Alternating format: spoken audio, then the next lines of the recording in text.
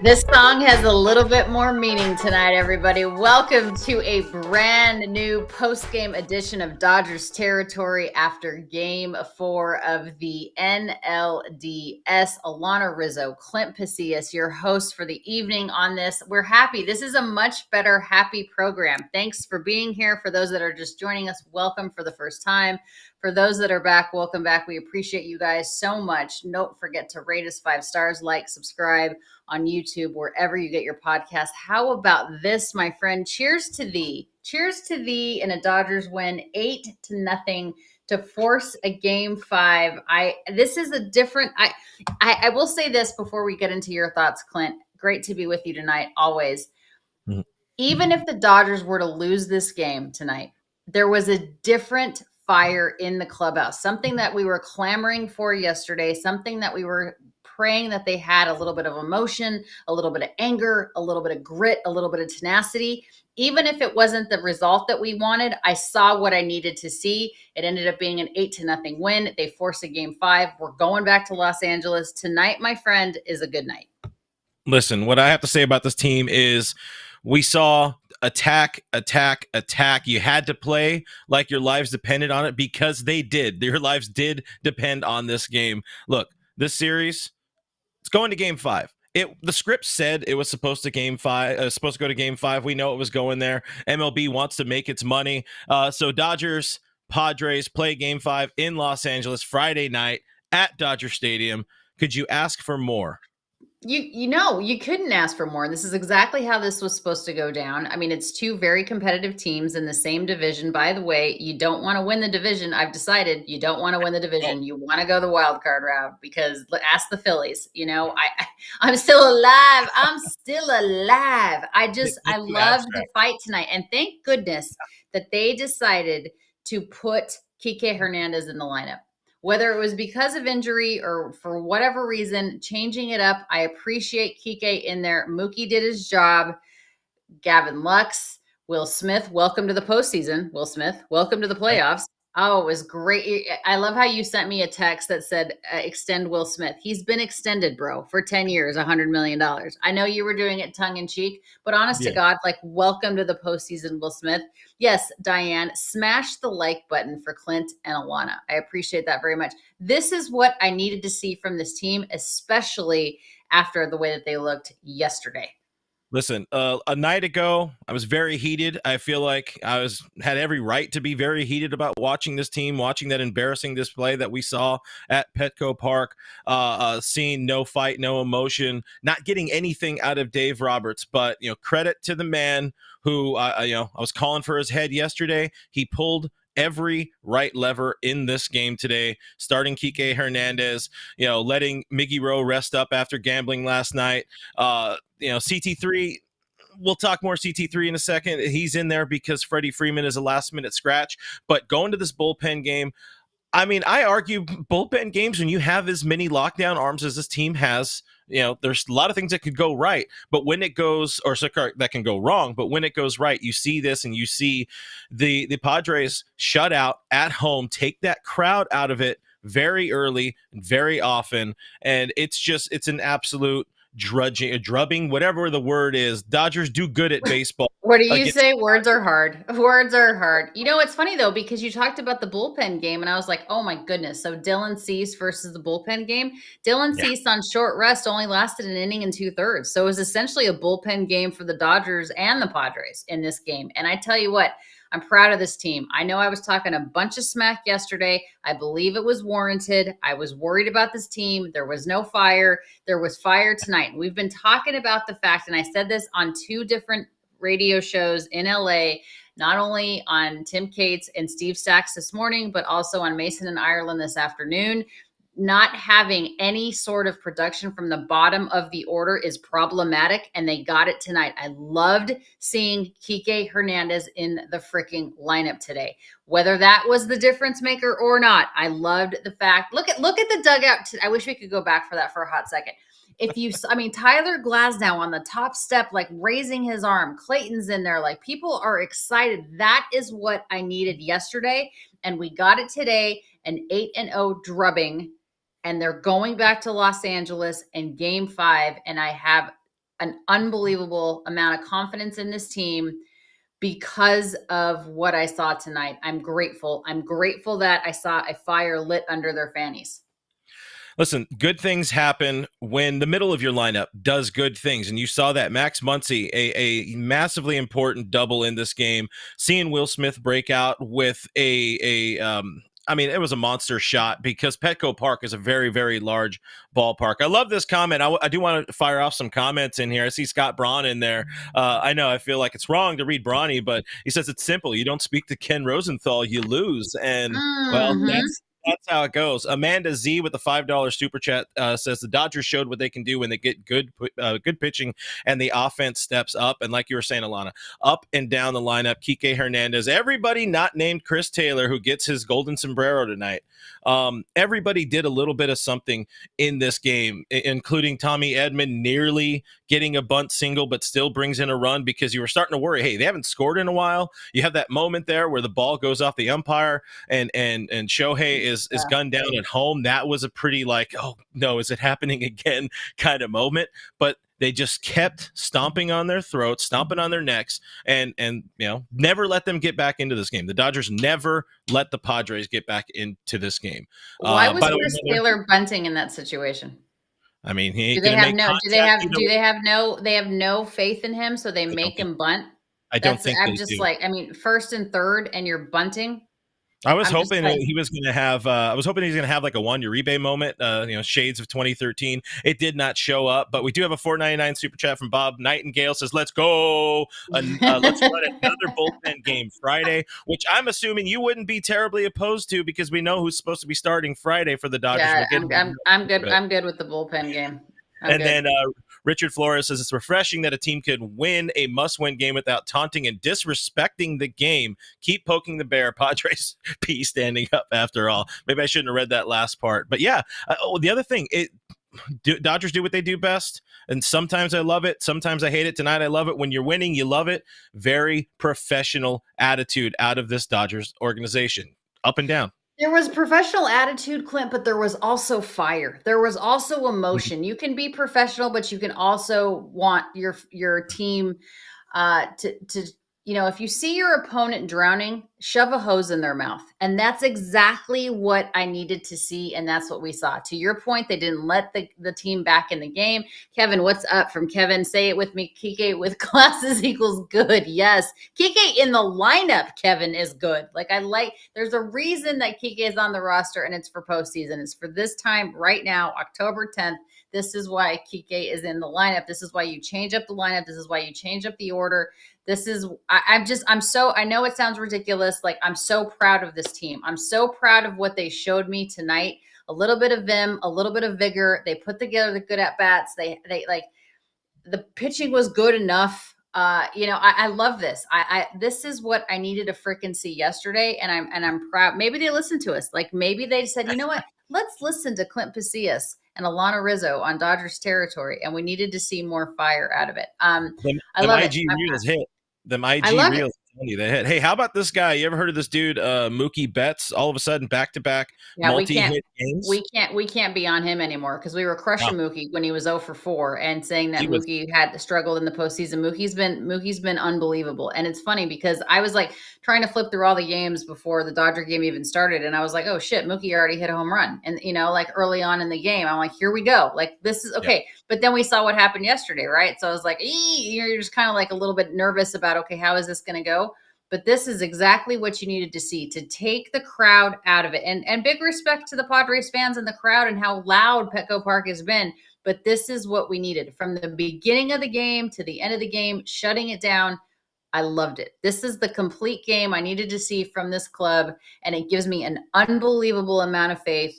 The day off tomorrow, coming back to Dodger Stadium, Friday night, let's get it done. And you move on to the frickin' NLCS to meet the New York Mets. Riz, I got a gotcha moment then here for you. Is it still Padres in 5? That's what I'm wondering. Ah, crap. Why do you hate me so much? I thought you were my Listen, boy. I thought you were listen. my partner. For the sake of the crowd, so you can get on top. We already addressed this. Obviously, you want the Dodgers to win, but Well, entering that clearly, of series, course I want the Dodgers to win. entering that series, You know, had a lot of things going. I I'm gonna change my tune. I'm gonna say the Dodgers. I'm gonna say the Dodgers win. I do. I think the Dodgers win on Friday. Oh, I am a little nervous about Yamamoto. I'm not gonna lie to you. I've been nervous about Yamamoto. It's Yamamoto you versus have been for Darvish. the entirety of the season, for what I it's have, and worth. I'm not gonna change that. It's Yamamoto versus Darvish, who shoved it down our throats with Shohei playing. That's a massive game in Japan. Oh yeah. Obviously, it'll be on Saturday morning there, but you know those folks, those amazing baseball fans, will be up.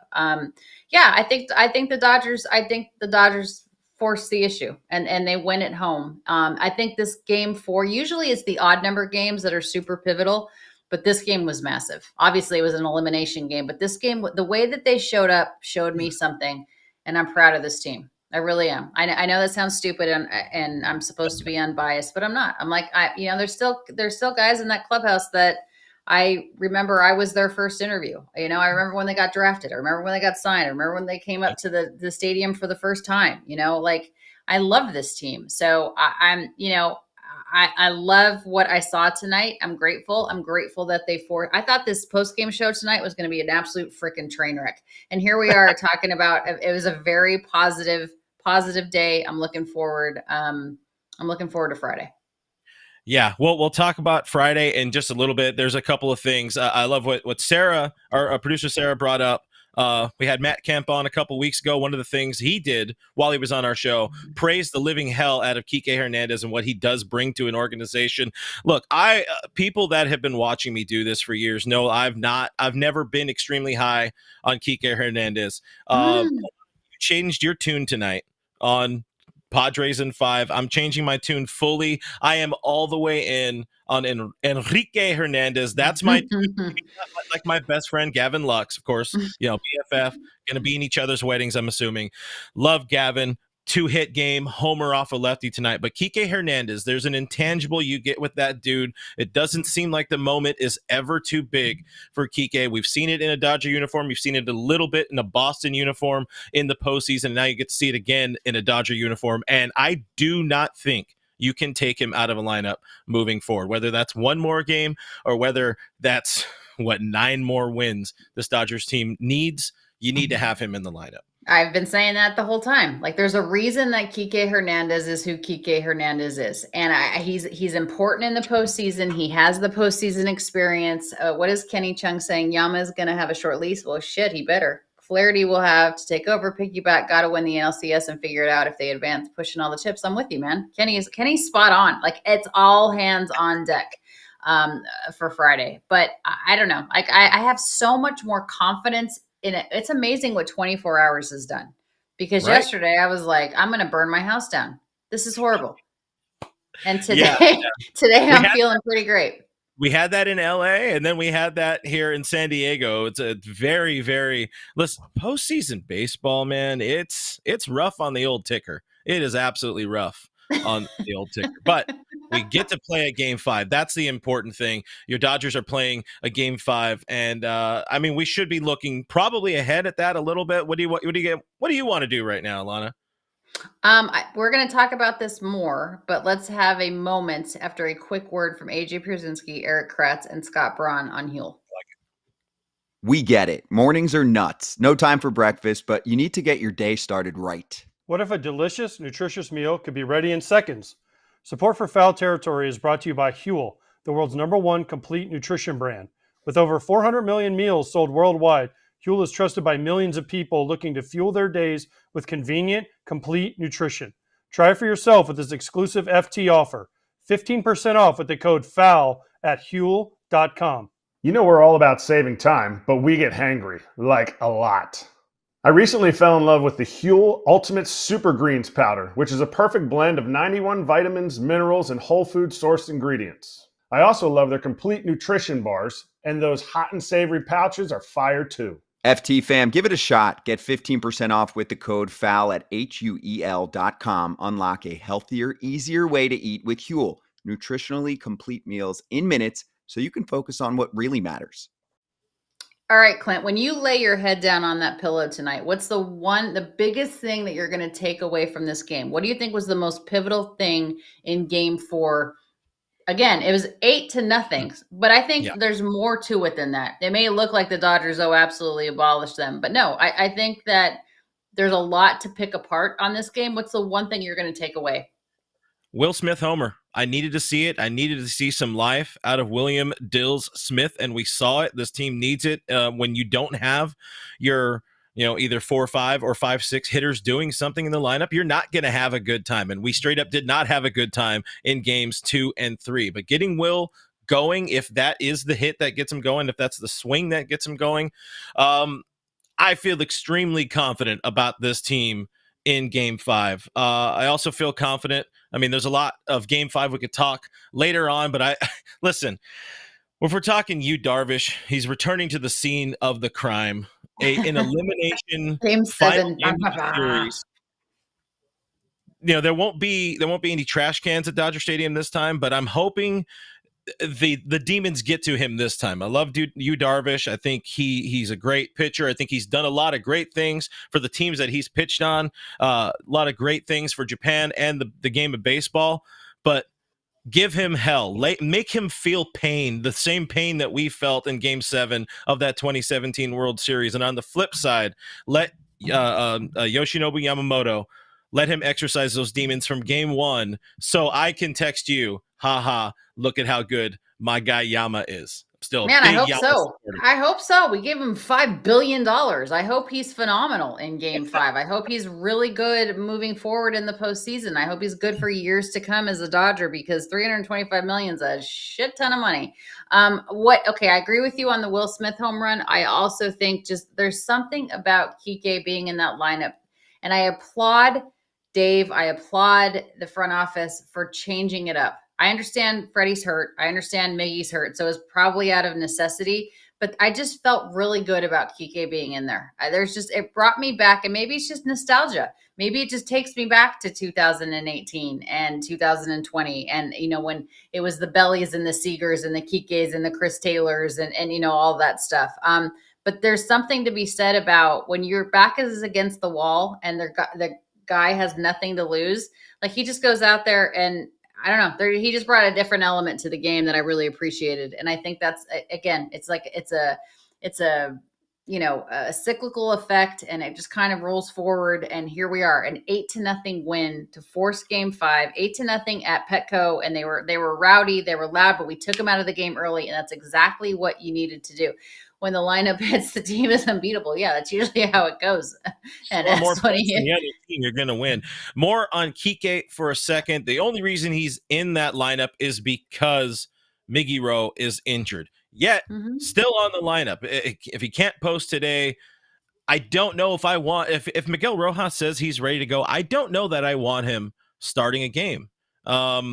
He has his own now demons to exercise. Miguel's not ready to go. Like, he can't. His groin is like, he's not ready. He's running on strings. But if he's not ready to go, if he's unable to answer the bell in any way, shape, or form, if he's completely unavailable tonight, he should not be on the active roster. And I don't know why. You don't make some sort of change. You don't make a move. But if he is going to stay in the roster, if he feels that he could maybe make some sort of difference for this team down the road, he shouldn't be starting. Love Miggy Rowe. We've been praising Miggy Rowe on this program all season long. Friend of the show. He's been on this channel, had great chat with him earlier this year. But if you're hurt, there's a fair chance you're going to hurt the team. And there's a difference. There's a difference between being hurt and being injured, and I think he's injured. Let me tell you this, though. This is something that I appreciated too. So there was this whole thing about Miggy, like he was out playing cards. First of all, I don't give a shit that you were out playing cards. Okay, there's a massive difference, and I don't even know if it's true or not with everything in this world with AI and all. Who knows? I don't care. The point is, there's a massive difference between going out at midnight and going out at 8 a.m. There's also a massive difference that if he's hurt and can't play versus a rookie. I mean, there's a lot of different factors. I don't care. These guys are human beings. They're allowed to let off steam. He was probably pretty pissed that he didn't, flip the ball over and get that double play, this, that, and the other thing. But he was so upset and put it on Instagram about how there's nobody that wants to win more than the guys in the clubhouse. That is the stuff I was looking for yesterday. And I know that you care, but I think you need to outwardly show that you care. For the fans that are putting all of this effort and love into this team, and for the fans that are spending hard-earned money on the tickets to get to the stadium and go to the games and to support you, people that are trying to like whatever's going on in their world, they look to baseball and they look to you for a little bit of levity and a little bit of peace. They want to know that you give a shit as much as they do. And I loved the fact that Miggy put that out there. Like, hey, nobody cares about this more than the players in that clubhouse. That is a leadership move to me. And I loved seeing that from him. So I agree with you. If he's too injured and he can't, Alana's much more, and even though he's so. It's Yeah, I know. positive. I'm a train wreck on Dodgers territory because I'm allowed to Thank say you, what I Jay. want.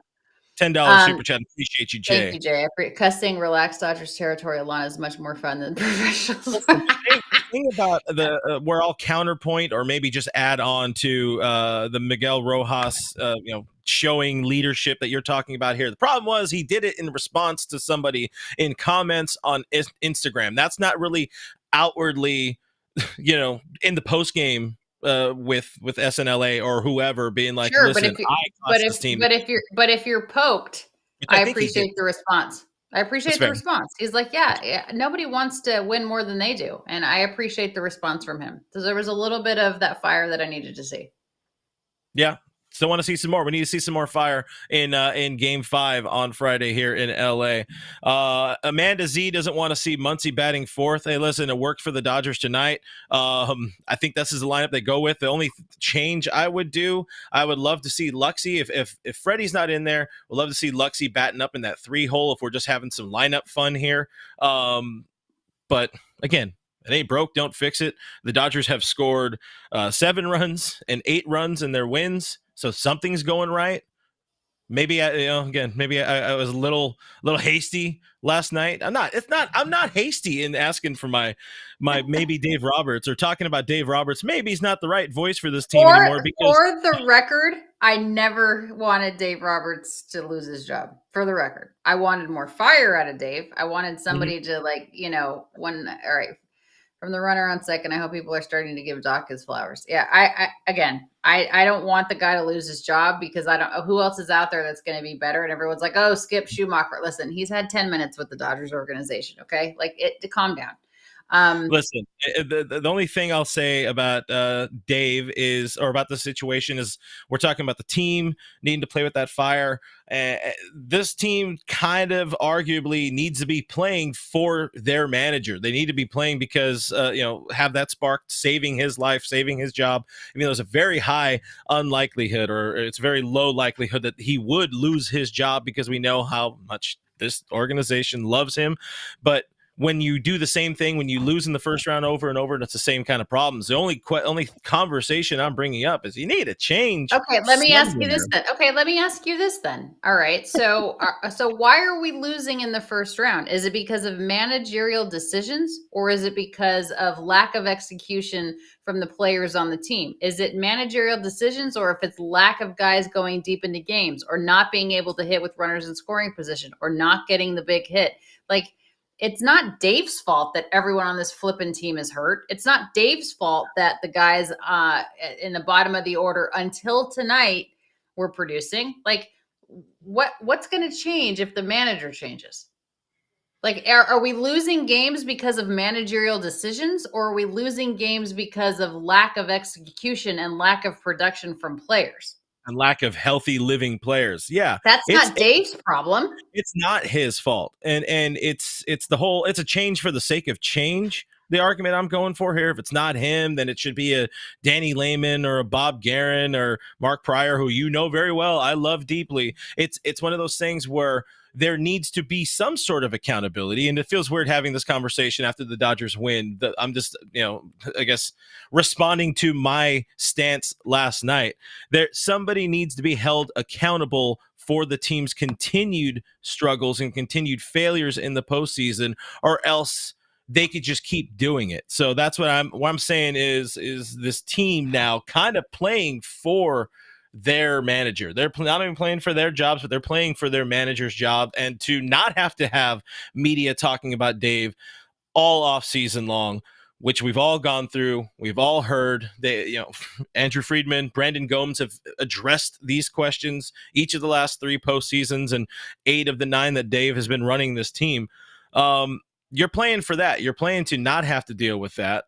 And I'll say again, Dave pulled all the right levers tonight, and he has done that. This is arguably his best postseason as the Dodgers manager, pulling the right levers, making the right moves at the right time, bringing in the right pitchers.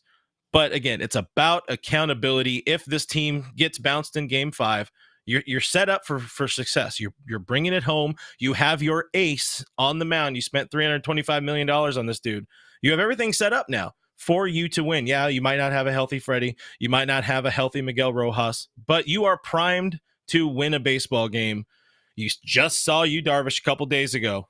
You should be able to win this and go on and play them Mets. If not, there's no reason the Dodgers should not win on Friday night. There's no reason. I want to know why so many of their pitchers get hurt. They've got to figure that. I agree with you. That's a huge thing. I mean, I don't know if that's the training staff. Like, I don't want to point the finger at anybody, but that's a massive problem. And it's not just the Dodgers. It's a freaking epidemic as far as pitchers are concerned with major injuries and Tommy John and all of the things. But again, that's not Dave, but that's neither here nor there. I don't want Dave to lose his job. I think Dave does a fine job. I think going back to Dodger Stadium now, this Game 4 was so huge. It showed me something that this team still has it. And I think that's going to massively catapult them into success on Friday. And going home helps. Being around, the Dodger fans and all of the things. I mean, you just saw the Padres fans. They were as dejected and, sad as we were yesterday. You know what I mean? Like, you look at the crowd and you look at the players, and that's exactly how the Dodgers were yesterday. So it's like, turnabout is fair play, right? That's exactly what needs to happen to the Padres on Friday. What I loved about that is we get a 99-cent super chat from Jay Smooth 23. Thank you very much, Jay Smooth. What I loved about it as well is Petco Park was so out of it. Joe Davis and John Smoltz were able to have a conversation at this level. They didn't need to yell. They didn't need to talk over the crowd. So I have to hear from people that, oh, Joe Davis wants the Padres to win. It's like, no, he's very, very, very good at his job being a neutral game caller and making each and every play an exciting moment in the game. But that's just part of fandom, right? Everybody thinks that Joe Buck hates their teams. Everybody thinks that Joe Davis is a homer. I mean, Joe Davis is right down the middle when he calls national games. The same thing with Brian Anderson. It's like Brian Anderson does the TBS games. If the Brewers were still in it playing the Mets or the Phillies, like that's for another podcast. Like broadcasting territory 101 type of situation. By the way, breaking news from Jack Harris. So Freddie Freeman and the team decided at breakfast today that he was not going to play tonight, but they opted for a little bit of Why'd they do such a late scratch? Oh, like the gamesmanship. Okay. That was a little bit of one of these to Mike Schilt. That's fine. All right. So super chat from how do you guys think San Diego feels returning to LA? I mean, I think San Diego has a lot of confidence. San Diego does not want to go to Game 5. Okay. The Dodgers obviously want to go to Game 5. San Diego does not, in my opinion. But I don't think they're going to bow down or be scared. But obviously the Dodgers have the advantage. You're home. It's Game 5. It's your crowd. It's your stadium. You have the last at bat. This is the opportunity for you to get out of this bugaboo of being bounced in the first round and move on. And then you meet. I think if the Dodgers get out of this freaking round, they go to the World Series. Like, this has been such a hurdle and a roadblock for this team the last couple of years, just getting out. And by the way, I don't want to win the division for the rest of our lives. I'm fine going as the wild card team for the future of this organization, because the freaking division winners they're not rewarded in the current playoff system. So if we win Friday, we go to the World Series. I truly believe that. Postseason is absolute dog shit. The way this is working, structure stinks. It stinks. Absolutely. It doesn't reward division winners. No. No, And they should absolutely not. reseed after the wild card round. I agree. I got very little to add to that. I hate it. I absolutely hate how this new format. It's been terrible. It hasn't worked for any division winners, even slightly. Let's Agreed. see. Are I we think we're getting all. everybody in? What are we doing? No, I'm just asking, are we getting everybody in the chat? Oh yeah, no. I mean the chat's here. The chat's having a good time, but I need to know where we're we're guys, we will be back tomorrow, so we're trying not to get too much into game 5 yet. We need to pocket some stuff to talk about tomorrow. So maybe this is where we sign off tonight. You tell me. Alana, I'm good with it. I think we had a good time. I don't want to be here making the decisions, but I think you should. I have elevated you to decision maker. Clint Pasillas, Dodgers territory decision maker. No, I'm glad. I'm happy. I'm in a good mood. This is a good thing. I saw a lot that I needed to see. Clint and I will be back with you on a brand new Dodgers territory, our normal time, tomorrow, Thursday at noon Pacific and 3 p.m. Eastern. We're talking obviously tomorrow all about Game 5 and how the Dodgers forced it. But more importantly, what they need to do in Game 5 against the Padres to force the issue and meet the Mets in the NLCS. Thanks for being with us on this post-game show. We really appreciate you guys. Like, subscribe, rate us 5 stars wherever you get your podcasts and on YouTube. Thanks so much. Have a good night. We'll see you tomorrow. Dodgers in 5. Bye.